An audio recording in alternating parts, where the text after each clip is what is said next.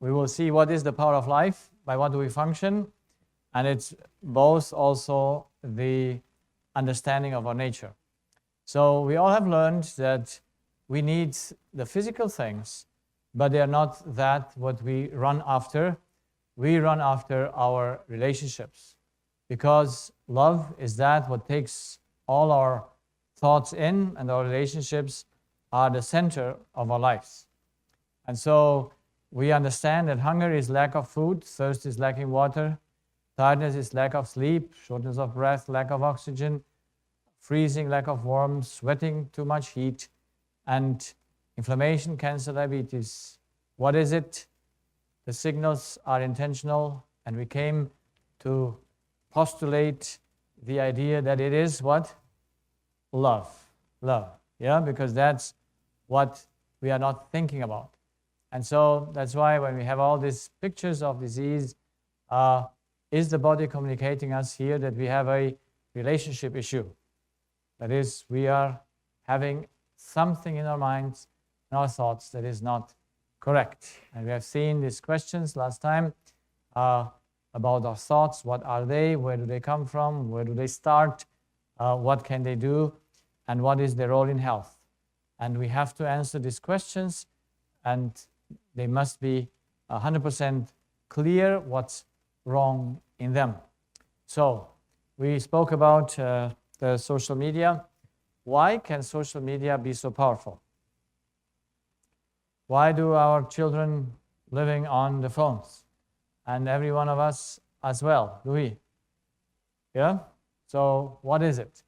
It is because life is about love, and love is a information about people.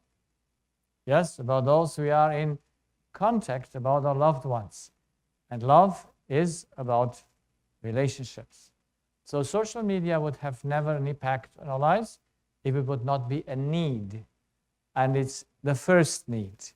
That's why whenever we get onto that, we want to know what is doing this and that. And so the information is that what we live from.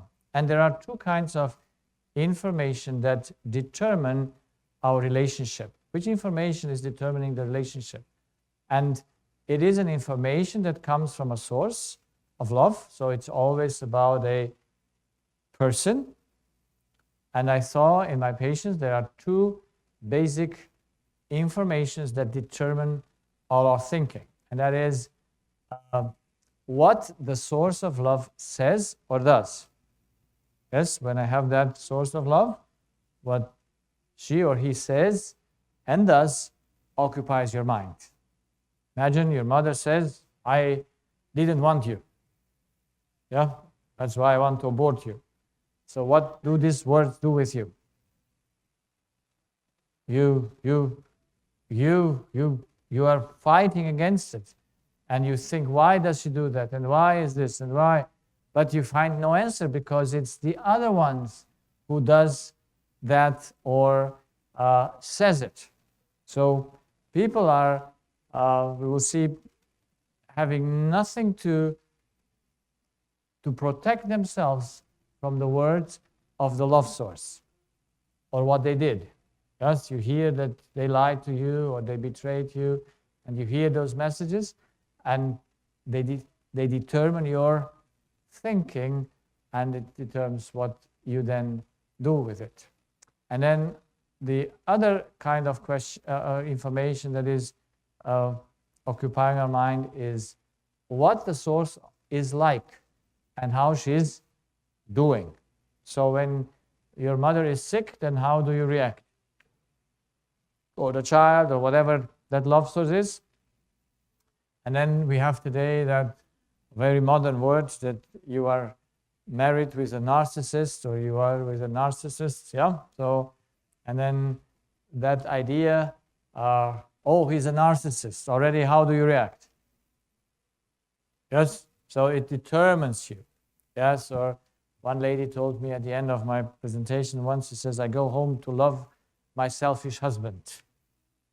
Yeah, so that's how the thing, those are the two information that I observed that do, how can I say, determine life. When these information do not correspond with our needs, we protest, and disease or addictive behavior is the result. There are two ways that the human protests. He either protests by making himself sick, or he protests by destroying himself through drugs or through other behaviors, like cutting or whatever people do to do something against themselves. So now, why is this so, and how does it work? Yes, you observe it, but how does it work? And we cannot understand how it works except we know those things that are unchangeable. In all areas of nature, we find that things are changeable and unchangeable. So the changeable things is appearance, is size, color. They are changeable. You know, today I have this size, tomorrow when I eat too much, I have another size, and so on. But the unchangeable, the laws by which everything functions, can never be changed. And the structure, the way we are built, is never changeable. So all our eyes that are here in this room are having the same structure or different structure. I hope that an eye doctor doesn't know all the eyes, because every eye has maybe a different appearance, different size, different color, but the structure in every eye is the same. Yeah? So it's the building, that's why structure is absolute. And then the functions of every eye is how? The same. Yeah? So the one sees this, the one sees that, the one sees it like this, but the way it works is always identical in every human being. And then the basic needs that we have, they all are identical in our life. And then the source from where we have to satisfy the needs that are fulfilled. So we cannot choose to jump into the water because there is oxygen in the water. Is oxygen in water? Yes. Can we jump in the water and say, I take some deep breaths? We can, but it won't satisfy our needs. So we have to have that source where we can satisfy the needs. So those are things that no one can change, and they are decisive in our lives. So I came to see and learn these things because I had no idea about them. And so I had no idea of how the human structure is, how function works, the basic needs of love, where to take those things. They were all not conscious to me. And so let's look to those things. Structure, how we are built. We need to know it. If you don't know how we're built, we don't know how and where is the problem. If we don't know how function works, we as well don't know where to fix the issues. And then the basic needs, we need to know them, and we saw that we need love and we need chemistry. What comes first? We will see that love must come first because thought comes before the body, and all these are under immutable laws, and this is science, and this gives us the spiritual compass and the key to understand ourselves. Because they are not changeable, we need to know them. Science has nothing to do with what you can change or with what you believe. Science is so because it is so. Yeah? You cannot change it. You must bow your own mind before it because no, it's there and you cannot move on it. And if we have that clear understanding of ourselves, of these things, we can come to conclusions that are correct. So, starting with the structure. We have many organs in our body. Where do all organs are connected together? It's in the cortex, in the brain. And how do they function? They all function in a circuit. Yeah? So we always function in a circuit. Something comes before the other one. We will see that when we look a little bit closer to the law tomorrow morning. So the functions of the body need a coordinator. And the question is the brain coordinating it or not the brain? Where do our thoughts coming from? The brain consists of two hemispheres.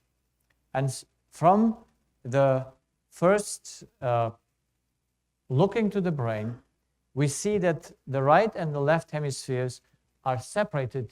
They are not united. They're totally separated. And now you need to come and say, if thinking comes from the brain, which side of the brain you think with? And of course, some people come and say, you have the right side, you think like this, and the left side, you think like that. But the question is, where is yourself? From anatomy, you must have two cells because you have two brains. Yeah? So then things got very complex, or complicated, better to say. So the anatomy of the brain shows that we are two halves. And I came to understand that since we come from two halves, we remain two halves. Yeah? We have half mother, half father. They give a cell and then they start multiplying. But when they form the body, they still remain separated. Because every impulse comes either from the right side or the left side of your brain into the body. And everything is there connected. So here is the brain with the Purkinje cells and all the nerves. The cells are in the cortex and the wires go down into the body. The whole body is in the cortex of the brain, and then it goes into the center of the brain where we have the limbic system, it is called. There we have the chemical industry, so to say, and then the nerves cross to the other side, and we are becoming one, but not one that we get, how can I say, the right side get to the left, becomes the left side. It's just that like you put some two pieces in between, yes, and by putting them in between, they get together, yeah. But we have no center. We are always half-half, yes. In everything, we are just split in two, and that's amazing to know because it makes sense when we have one-sided disease that we know, oh hey, why do I have breast cancer right or left? Why do I have bone metastasis here or there? Or yeah, so all those things make then sense if we understand the anatomical structure. Now, with what do the brain cells work? Yeah, so we know that it must be an electrical impulse, yes, that goes into the body, and when it comes into the limbic system, it on command there are released or produced certain chemistry that comes back and gives us an emotion. That's the first cycle, yes, from what happens there. But our question is, where do thoughts come from? Come they from the brain or from outside of the brain? And those questions, I think, are most important to understand. Why? Can, by the law, where the effect is, be also the cause? Let's give you an example. If you find a scratch in the car, on the door, yes, a bump, would you think that the door made that to himself? Yeah? So that's the effect. So you cannot search the effect in the door. But the effect must be where? outside of the door. Yes, outside of the door. So the law of cause and effect separates where the effect is, the cause cannot be. That's why when you get your body disease, the disease cannot come from your body. It must be done to the body. Yes, it's the body. We will see anatomy or chemistry cannot destroy itself. So it always needs to come from external. That's why you cannot come up and say, I have breast cancer because my breast is wrong, or I have kidney failure or kidney stones or whatever because the kidney is wrong. No, someone needs to do it to the kidney. Someone needs to hurt that place. That's why it's most important to understand. If thinking is governing our whole being, then we need to know where it comes from and how can it destroy the body. That's why the first question, can the brain think? Because we all believe the brain thinks, do we? Yes? Yes, because that's how science has taught us. And because of this idea that the brain can think, we do not put any emphasis on thoughts. If the brain can think, where is the origin of the thought? Where does the thought come from? From the brain. From the brain. And when the thought is wrong, what do we need to change? The brain. Can we change the brain? It's nonsense. Yeah? So that's why it's most important to understand if thoughts come from the brain needs to be changed. But if thoughts do not come from the brain, the thought needs to be changed to not destroy the brain. So we go simple. What is the brain made of? It is made out of chemistry. Yes? And it's made out of the same materials than the liver and the stomach and everything else you have in your body. Yeah? So why would the brain be able to think and the liver not? Yeah? So that's why, let's see. Chemical elements are limited in their actions. And the first thing that chemicals cannot do is they cannot feel anything. Do you feel? You like to feel? Yeah. So feeling is not in the physical world. Does the iPhone feel something? But it reacts on pushing. Yeah? So feeling is not in the physical world. Because feeling cannot, he who feels needs to have the capacity to choose. He feels it and he must do something about it. But he who cannot feel does not even need to choose. And physical elements cannot choose or cannot decide. And most important, they cannot destroy themselves. The body cannot destroy himself. He must be destroyed. I had a patient that I always remember. He said when he was 19 years old, when he will be 21 and he will not be happy, he will kill himself. And at the age of 21, his girlfriend left him. He was unhappy. And so he said, I do it. And he jumped from a 40-meter high bridge on cement. But he survived because he fell on his feet, or legs. Yeah? He had some broken legs and he was in coma for a long time, but he recovered. He was now 46, I think, when he came to see me. Now, could ever the brain make a decision to jump down and to destroy itself? It is just not possible. And there was no reason for the physical element to have a meaning and to say, okay, I have to destroy myself. You can leave this here and it will never destroy itself. There's no way, because the law does not permit it. Everything physical needs to be destroyed from outside of itself. Now, physical things cannot govern themselves. We can govern ourselves. Physical things know nothing. Do you think this this TV screen knows anything from what is written on it? No, because it's just chemistry. It's just physical. They have no morals.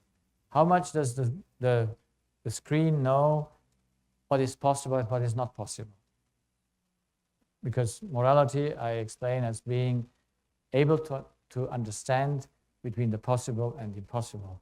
And that physical element cannot know what is possible and what is impossible. So the human can do these things. They can feel, they can destroy themselves, they have cognitive abilities. Do you like that you can be aware of things? Yeah? So evidently this woman is more smart than him because she sees that he's not doing the right thing. So she has cognitive abilities between what he has done and not done. And then we also can choose in this way the partner. We choose it. It's not just a free choice always, but it's mostly the wrong one. But yes, we do it. So how can we do this if the brain cannot do it? Who in us does decisions? Yeah, what is it that does it? And this was what I came to understand from my first proof that there must be more than the brain is the function of the brain. Can the brain produce its own fuel? Can something produce its own fuel? There's nothing. Only God can do his, but he does not need fuel. So he lives from himself. But anything that is created cannot produce its own fuel. It must first take the fuel and apply it. That's why let's see with what the brain works, so that we see if it can do that or not do it. And we all know that the brain needs chemistry, air, water, glucose, and all those things, yes? And where do we take that? We take it from nature. You took some refreshments, whatever, there, and you gave it to whom? It goes to your brain, does it? Yeah? The stomach first, but from there it goes to the blood, and then, through the liver, and it ends up because the brain needs the glucose. Yeah? So, but the brain does not work only with chemistry. What else does it work? It works with electrical impulses. Yes, we can measure them, we can see them.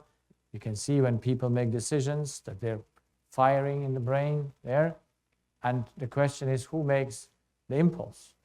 Because the brain cannot make its own impulse. Now, in the common scientific idea, it is believed that when between the connections in the brain, we have about in each brain side, in each hemisphere, we have about 30 billion cells.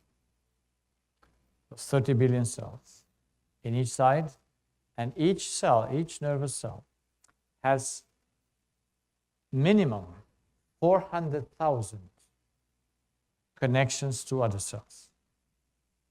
Each cell. Yeah, so, and they say that because they are connecting through to electricity, and there is an electrical impulse that happens between the connections, they say the electrical impulse produces the thought. Yeah, so that's the idea that you find in scientific. A thought is the result of an electrical impulse.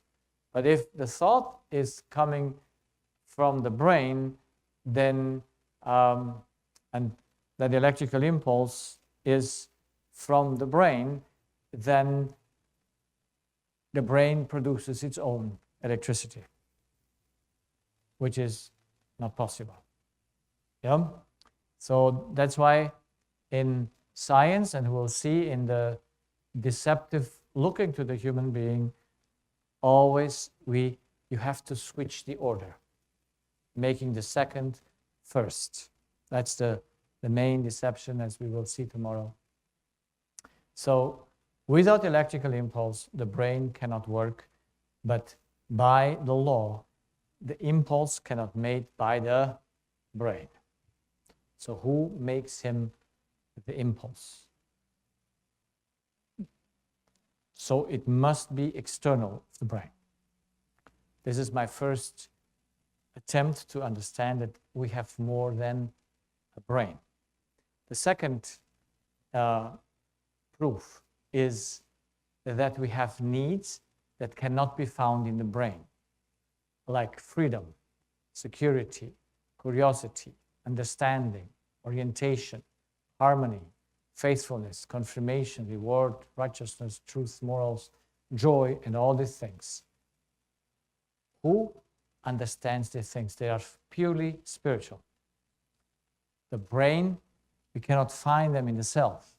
Do we find them in the phone? Do we find in the phone freedom?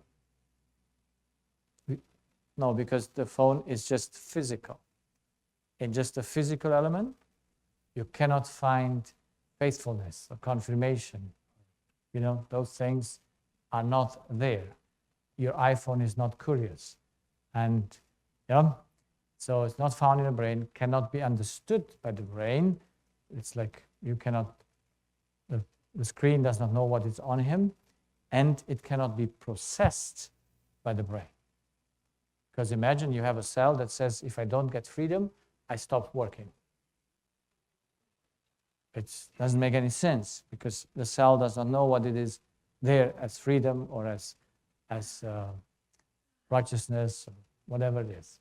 So that's why the human must have a spirit. Yeah, you don't see it so well, but I hope you see it. It's dark. It should be red, but sometimes the connection is not so good. So only the human spirit can process the information, and now decisions transforms the information into electrical impulses. So it's exactly the opposite how science explains it. When we take a decision, our nerves are firing because they have to do something. They got an impulse, and this impulse then gives the power to the brain or destroys the brain. So this is the connection between the mind and the body. It's if the mind is satisfied, then, and his decisions are correct, the electrical impulses are correct, and the body functions well. So that's my second proof that there must be more than the brain, because spiritual elements cannot be understood by physical elements. Spiritual elements, a spirit can understand the physical, but in the other way around, it's not possible. Only a spirit can understand spiritual things. So he must come first, and the brain comes second, because the brain just receives the impulse and follows that without a choice. My hand needs to react, and my body needs to, my vocal cords needs to speak. And then we have the third proof that there must be a spirit, the difference between them. And the difference is the spirit of man cannot be controlled from the outside. That is, he only lives within himself. A physical element can only be controlled from outside. So I can control this device or the iPhone or anything because it has an outside command that you can push, and then it goes inside. That's why the brain is so constructed that the nerves are external and all the wires go inside.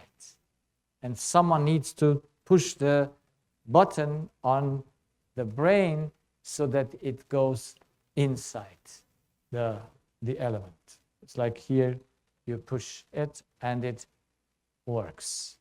So the spirit cannot be controlled from outside. He only controls and governs himself from the inside, which in the physical world, they cannot govern themselves at all. You can destroy the physical, but you cannot force the spirit to do what he wants. This shows that there are two elements that are quite different.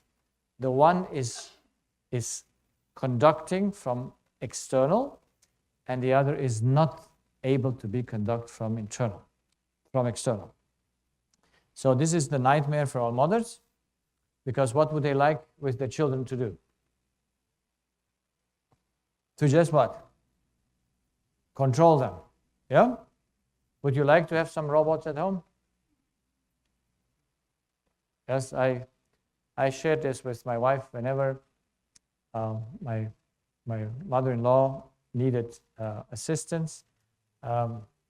Then my wife had the expectations that all that came to help her with her mother do the things exactly like she does them.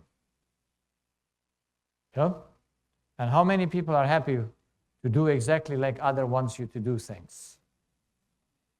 See, when I was doing in my residency and we got a new chief, because the one that we had before got shot by a patient and he died, and we had a new chief, and then the new chief comes and he wants to bring you to do things like he wants you to do.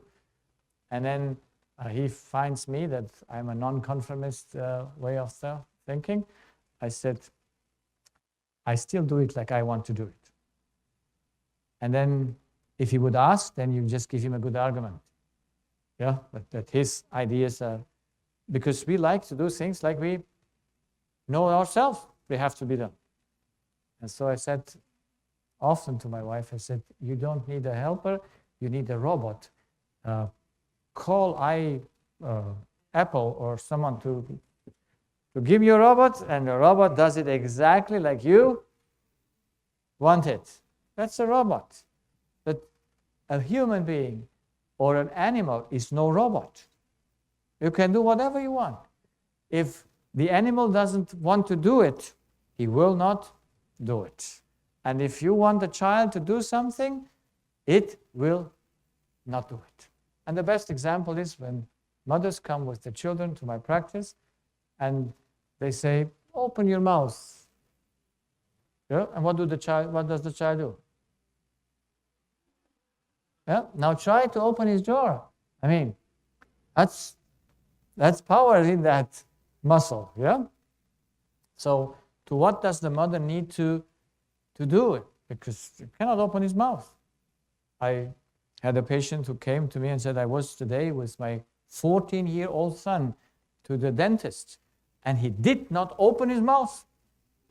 The dentist could do nothing because he did not open his mouth.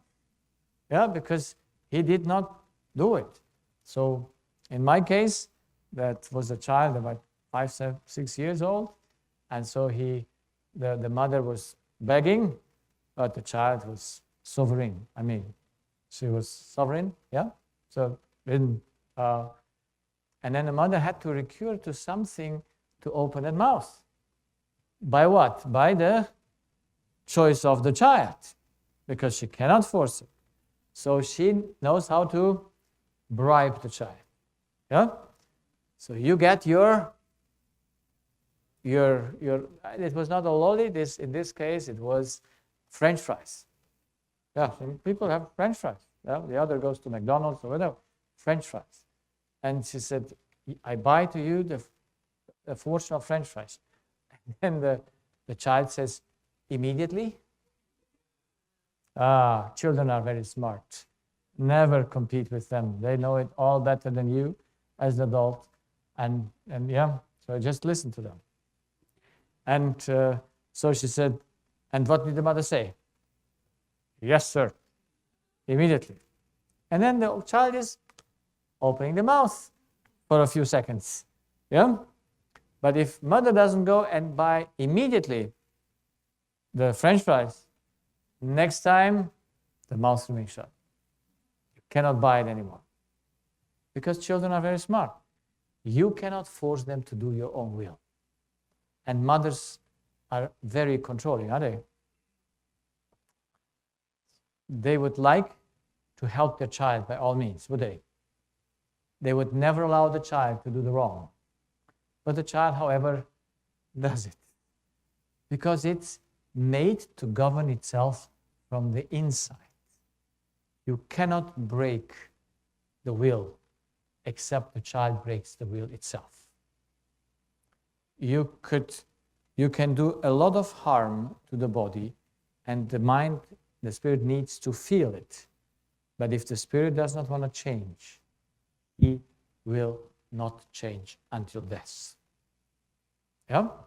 That's a very nice thing to know, that the spirit is an entity that cannot be governed except by yourself. Do you like it? Yeah, no one can. Your brain can be touched. Your brain can be damaged. But your spirit, no. Yeah? So those are two things that are different. The one controls itself from within, and the other can only be controlled from outside.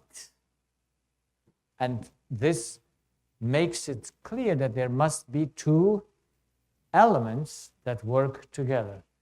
And it starts in your spirit, it goes into the brain and the body, and then from the body it comes back to the spirit, because everything works in a circle. And they only can function together and cannot be separated. So we cannot think without the brain, but the brain does not think. We cannot walk without our feet, but our feet cannot walk. We cannot speak without vocal cords, but our vocal cords do not speak. Are you with me? Yeah? So that's very, very important. We are a unity of two elements. They work together. Yeah? But the one is governing and the other one is listening. So I push the button and the brain reacts to that. So who coordinates it? The human spirit. Coordinates the whole human being by the way he thinks.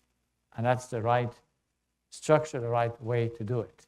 So each part of the body serves the overall well-being of the whole being under the guidance of the Spirit. That's important. For those who know the Bible will find that out, that it's very clearly written there, especially I call him my attending chief, King Solomon. I learned from him very, very much things that he understood the human being very well. That's why I have in my practice a motto on the wall that every patient who can read reads, and that it says, merry heart is good like a medicine, and a broken spirit dries up the bones. It's two sentences, and the whole medicine is in it. But who takes Solomon as his counsel? No, we have better professors from university. The 3,000-year-old Solomon is what did he know 3,000 years ago? What we today thinking we know something.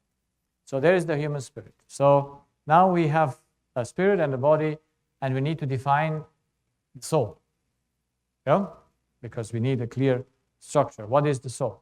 So the body is the piano, and the spirit is the player. What is the soul? It's both give a new element. Yeah? So the soul is the result of two different elements that work together, and that is the music. So the soul is not a separate unity, but it is something that is the result of two unities. So here is the human structure. We have the body, it needs chemistry and electrical current. The spirit needs love, freedom, faithfulness, justice, and by his decisions, he makes the electrical impulse and guides the whole being. And where they meet together, where they co-work together, that is the soul. Everything that a man experiences happens in his soul. So let's demonstrate that. We have our eyes in the body. They are connected to the cortex. Who sees what your eyes see? Your eyes? Your brain? Who sees it? It must be your spirit, because he has the capacity to say, oh, I like what I see, or I don't like what I see. You know, he can close his eyes. Yeah, he manages the whole being like the one sitting in the cockpit and pushes the buttons of the plane. So only he who can decide needs to see. But without eyes, he cannot see. Even though there are blind people, they see. Because we have imagination inside of us. You can dream things, that you see things, while you have your eyes what? Closed. So those are memories. Some dream in colors, some dreams in black and white. Or do you dream? Yes, amazing. You are dreaming. So this morning my brother woke me up at 5 o'clock. I have my phone on silence, but they don't know that I'm sleeping at 5 o'clock. I mean, they're in Europe. It's 4 o'clock in the afternoon with them, and he just wanted to make it, the iPad of my mother had to be reset, and they needed my phone number to get the code, because it's double security, whatever, you know, double authentication. So he calls me, and I say, it's 5 o'clock in the morning. He says, I'm sorry, but just, you know, and continues. He didn't hang up and say, I'm sorry, I call you later. So we had to say, your phone number here, and so I gave him, and somehow they filled in that thing, because they did not know how to fill it in. And then I got the code, and I gave him the code, and then he could reset the password. And I finished the phone call, and I fell asleep. Of what did I dream? I tell you, it was amazing. I just fell asleep, and I dreamed about my mom, because it was about my mom. And she just moved while I was in New Zealand a week ago, 10 days ago. And she moved to my brother after she was living 6.5 years with us. And I dreamed her, and she talked to me and said, I come back after 3 months. So I said, okay, Mom, the house is open. You can come whenever you want. So that's amazing how you do associations in your dreams. And you see your mom and you talk to her, and it is like real, even though the eyes are closed. So we have the capacity to imagine things. Do you like your imagination? It's an amazing thing. You have the eyes closed. You can imagine. Yeah, you can just live in your imagination. That's it. All my slides, I have to think before to imagine them, but my imagination is much better than the slides. Because in imagination, but how can I now put that into a physical element there? So we have capacities that are just in the spirit possible, but together with the body. So we have our ear in the body who hears, your spirit hears. We have our, the whole skin and the whole body is connected to the brain, and the spirit needs to feel, to say, okay, I hit here, or I take my hand off the heating, or whatever it is. Your nose is connected, and your spirit is the one that smells and can say, oh, this smells good, or it smells bad. Yeah? So you have their clear order. And then you have the taste buds, and you have to taste it if you like it or not. You see, we were this morning in the market, the fruit market, you know, and people want to sell. So in order to sell, they cut their fruit in pieces. Yes, and you can have a a sample. And if you go through the whole market with the samples, you'll get fat. Yeah? So, and you, because, yeah, they want to sell. And you need to see if you like it or not. There's three different sweet melons. Yeah, what do? Yeah, which one is the best? So they cut it, and then you say, let's compare. And then you try 7 times to compare. What is best? Yeah. So because we have to decide which one do we buy, because you will never buy the one that you don't like. Do you? Yeah. So that's why you need to take a decision. So let's conclude the structure. How are we built? We have a spirit and a body, which gives the soul. So we have not a separate soul, we are a soul. Because a soul is by definition composed with 2 elements, the body and the spirit. And the Bible shows that very beautifully by creation. And also, James says, as the body can do nothing without the spirit, or as the body is death without the spirit, so the faith is death without works. Yeah? So this is clear. Animals are also souls because they have a spirit and a body. You cannot force them, and their first need is also love. Yeah? We have a cat at home, or one from the neighbor as well, but because we have different societies, the one cat is allowed in the house and the other not. The one cat gets the premium food, the other gets the leftover food from the premium food. It's amazing to see how my wife is managing those things. But the cats are very individual. Yes, the one in the house is like a dictator, and the other one outside is like a lamb type of, I would exchange them better, but not possible because the one is the home cat, and they also come for love. Do they come for love or not? They live by love. The cat knows exactly when my wife is going into the bedroom. When she lays down, she comes. Whenever she can, she's beside her like a dog. Wants to be, if possible, on her head. Yes? Because that's how they perceive themselves. Yeah? They think they must dominate the owner, but they are dependent on the owner. So everything that can govern itself, must be a soul, because must has a body and a spirit. Now, we could do a whole week just about that, but we just run through the course because we want to come to see where the problem is so that we can have a solution for the problem. And then you can read in the books or see in the presentations that I have online the large, explanation of it.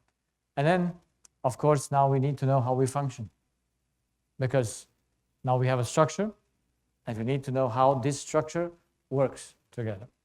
And we will look to that in examples. So we have here the digestive organs, yes? So what do we put into the stomach? We put chemistry, yeah? So you put some melons or whatever was there, you put chemistry in. The question is, who makes the digestion? Because does the food make your digestion? Or is the food digested?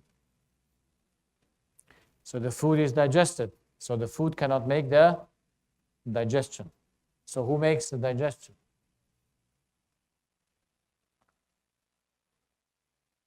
So the brain cannot do the digestion because it's also a physical element.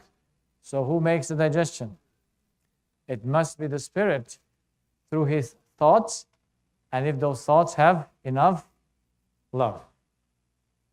A little case of a child that has constipation since the age of 3 months. The child is now 2.5 years, and it has constipation since it has 3 months. So why does the child have constipation? Who makes to the child the constipation? The mothers is doing all kinds of therapies, bringing the child and doing this and eating that, but they don't understand who makes the digestion.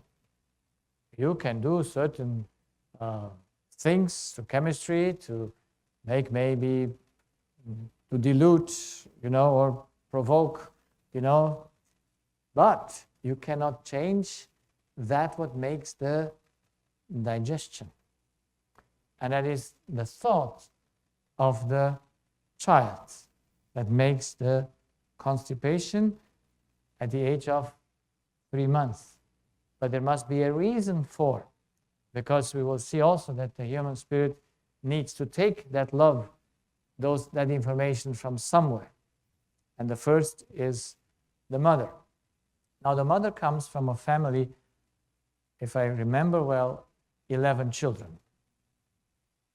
And she was grown up in a family with 11 siblings, and so she was thinking having a child is a simple thing.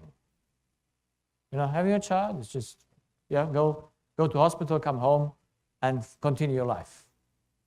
But after seeing reality, after 3 months, the child became a burden for her because she saw herself overwhelmed with all that she had to do with the child. And so she got unhappy. And do you think the child perceives the happiness or unhappiness of the mother? Yes? The cats also know it. And we had before a dog. Poor dog was very sick when my wife was not happy. You can see it on the dogs and the animals. The animals just get the diseases of the humans because they live with humans. Yeah? Because they take that over. And so this girl, this child, took over the sadness of the mother. Would you ever like to be a burden to someone? It's anti-need to be a burden to someone. And imagine now the child perceives the idea it's a burden to its mom. And now it has to react to that. It wants to change that. It's a total subconscious process. If you have time tomorrow or the day after tomorrow to explain that, it's a total subconscious process, and the child stops its digestive symptom, the digestive function. That's why it has constipation. Now, how can we remove it? If the mother changes the way she perceives the child so that she gets happy inside and does not give the information, you're a burden to me, the child will have a normal way of functioning of his digestion. And the mother started it, and in 2 weeks, the child was normal. But mothers are not always constant in their thinking. The next situation comes, and then the child gets again its constipation as a result of the mother's unhappiness with the child. So we need to understand we work with 2 elements. Always, in order to something function well, you need 2 different elements. You need the element that makes the function, and you need the element by which chemistry is used to sustain function. So something makes the function and something sustains the function. And both need to be working well together. But we are very one-sided because we don't know what makes the function. We believe food makes the function. No, food is just digested. It has an influence, but it's the way we think in our relationships that makes our digestion. And you have patients that are whole life constipated or they have diarrhea, and all those things come from the way they think in their relationship. And then you have the heart issues. When someone has heart palpitations or high blood pressure, who makes that to the human being? And then when you understand that it has to be done with your own way of thinking. Yeah, I can measure what my wife thinks, and sometimes she sends me the picture of her measure of her blood pressure. Yes, and when she sends me that picture, I know exactly what she was thinking a few hours before. Yeah, because she has this high peaks of blood pressure because she was taking care for her mother. She did not really accept the diseases of her mother and was, because we think we know it better. So the high blood pressure comes out. Other cases, you can always see in those cases, it's always a relationship issue when you have high blood pressure. You cannot have it just from nothing. It must be your own way of thinking that brings your heart into trouble or brings the pressure into trouble. And then why do we get kidney stones? One-sided kidney stones. I just had a friend who recently got very severe. He's younger than me, and he had a kidney stone that moved up from the kidney and went to the ureter and didn't get into the bladder. But he had so pain. It's so painful. If anyone had ever kidney stones, when they move, you think you die. And he told his wife all his passwords, and he was really funny. But I said, thank God that he puts hands on you, so that, because he has issues with his wife, and that's why it was his kidney stones were moving. and if he would have understood it, he can change it. I had recently 2 patients who had one-sided, right-sided tumors, cancer on the kidneys. Why do you get cancer in the kidneys? Why in the right ones and on the left ones? So someone needs to do that cancer. It cannot happen by accident. It is a clear, when you see the history, relationship, history. Then many people have urinary tract infections. And why? How do they get those urinary tract infections? They say because of the bacteria, they go in, and those are all our ideas. But I never saw an infection. I'm an ENT, I'm up here, but I also go down, so it's not a problem. I take the whole human being. And I never saw a patient that did not have its urinary tract infection from conflict. Just not long ago, I met a young woman. She was, I think, 38, and she had urinary tract infections now for 2 months continually. She had to take the medication for pain and antibiotics, and it didn't change. And she had urinary tract infections back in her life for 13 years. But she stopped it for 4 years, and now it came back again. Now, she was twice married. She got 2 husbands that were not the most ideal husbands. They were cheating on her, and she had great fights with them. Both left her because they found someone more beautiful or someone more whatever, and she remained alone. And in the time she was alone, her conflict ceased. She had 2 children to raise, and the urinary tract infection ceased. But then, a few months ago, she found a new man, because women are in great need of love, and they need to find someone to love them. And so she found this gentleman, and she was thinking, and she said, I really thought before. I really looked to not get into that same problem that I have twice. So she looked and she said, and then she came to the conclusion, this is it. It's the right one for her. And so she entered into that relationship, but I think it was 1 or 2 months after it, the man said, I don't think this works with us. So he left her as well. And since then, she has the urinary tract infection because she cannot overcome the idea of being rejected. Yeah? And you're young, you want to live, and you believe you are rejected. It's a thought. It didn't do her nothing. But who suffers?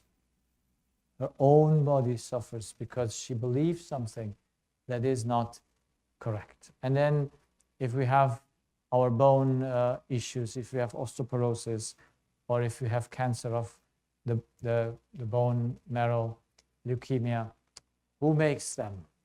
Who destroys? Who provokes? Who makes that? Because it's an inside thing. Nothing from outside comes into your bones except your own thought, the way you think in relationships. So then you have the liver issues, the cirrhosis or the hepatitis. Who makes it? I got hepatitis B exactly 1 week after my parents separated. By accident or by intention. So there, and I can tell you also about the urinary tract infection. I did not stop peeing in bed until I was 8. Yes, and my sister went even till she was 12 or 13. Why? Why can you not control your urine in the night? Yes, so that's, I lost it after I got the hepatitis and was in the hospital. But then it switched to overactivity. Why do children behave themselves like they behave? I was overactive from the age of 8 after I got out of the hospital because of the hepatitis B, from the age of 8 till I was 14. No one could do anything with me because I was, yes, and then the hyperactivity stopped and I got my tooth problems, and when the tooth problems were somehow fixed, I get migraine, and then it goes on because no one understands how you have to think to stop that process. You go, you get medications, you do this and that, and you never understand why. And then, of course, vision issues, macular degenerations, and all those things, we could all spare them if we would understand how we do it. But since it's a subconscious process, since our relationships function first subconsciously, we are not aware of it. We're not aware of our need or love. We think chemistry is everything. That's why we just put in disease the emphasis on chemistry and not on our thinking. If we take thinking in consideration, it's a side effect. It's a side effect. It's, yes, thinking makes a role, it plays a role, but it's not that role. But this means I put something first that is not first. Love and relationships. Look to your life is always first. And that, if that would be right, and if we could know how to do it, we would be okay. So we have structure, spirit plus body makes the soul. We have function. What's function? Function says the spirit controls the body. That's most important to understand. The spirit controls the body. So who do we need to correct when the body is not working well? Who takes the decision what to eat or not? Because some people come and say, well, if people eat not the right thing. I say, yeah, but what comes first? Your decision or your eating? What comes first? So your decision comes first. So why do you take the decision to the wrong food? Or why do you take the decision not necessarily for the wrong food, but my issue is more, if I like something, can I stop it? That's more the problem. To be temperate, because, when I first started to just eat twice a day, it's now 22 years ago, I ate much because I said I have to it had to keep me, keep me going. And then I made an arrangement with God. I said, if when you remember me that I have eaten enough, I just eat one more bread. Just because you cannot stop when you just, eat one more, and then, because then you can think to stop. Yeah? So we control by our thoughts, we control directly and indirectly our body. Directly to what we think, and indirectly to what we eat and drink or do. That's the indirect thing. Yeah? So people can kill themselves through a direct thought, or they can kill themselves through an indirect thought, going into addictions or into food and getting bigger and bigger. Yeah? So in both cases, they do it to themselves. It's no one else that does it, because only they can take that decision.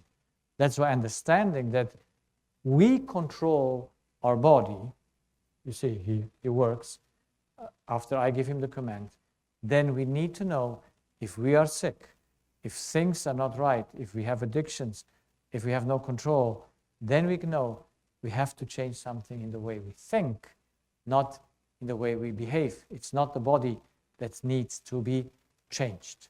And then, of course, now it makes sense that love is the first need, because the Spirit lives by love. And we start with love, and then second, we take the decision to eat. We need both of them, but both are but they are in the right order. If you have a broken spirit, what happens? It dries up your bones. So you cannot eat well, you cannot be happy when you have a broken spirit. And I just had a nice case of a lady that I know very well. She is in her 30s. Or is she just beginning 40s, maybe? She's young. And she got severe osteoporosis. Yeah, so your bones are getting, it can fracture just by making a wrong. And why did she get that osteoporosis? Because she was having and mourning because her father passed away. And there were some things. The father was quite young. He was maybe younger than me.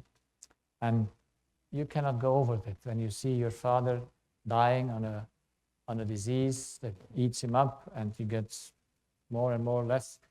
And she was, I say so, she was his favorite, yeah. And then she had also some thought that she could have maybe changed something and did better, and have some guilt thoughts.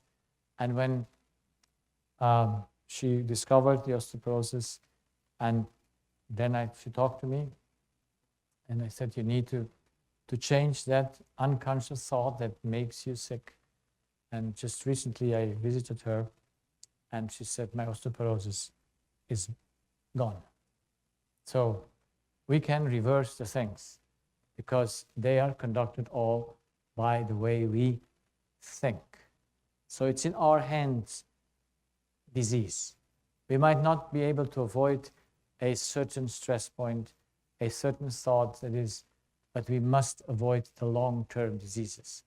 We could avoid all long-term diseases, all heavy diseases, because they don't come from a sudden thought, but they come from a thought that you just, how can I say, you feed it. You think about it day and night maybe, and then it destroys you.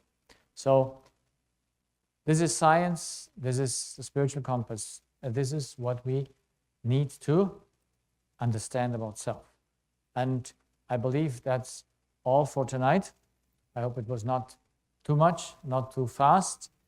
Tomorrow we will climb a little bit higher, and the day after tomorrow as well, because you cannot build a house without putting a foundation.